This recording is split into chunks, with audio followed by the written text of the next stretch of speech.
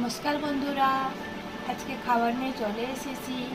তো প্রথমে বলে দিই, চলুন খাবারে কী কী আছে। ভাত নিয়েছি, এখানে একটা সবজির কারি নিয়েছি, এখানে মোচার তরকারি, মোচার চচ্চড়ি নিয়েছি, আনারসের চাটনি, আর এখানে মাছের তেল ঝাল, আর এখানে নিয়েছি ডাল। তো চলুন মেনুতে আজকে এই আছে, স্টার্ট করি। আমার চ্যানেলে যদি আপনারা নতুন হয়ে থাকেন, অবশ্যই চ্যানেলটিকে সাবস্ক্রাইব করে পাশে থাকবেন। আশা করি ভিডিওটি ভালো লাগবে, না টেনে পুরো ভিডিওটি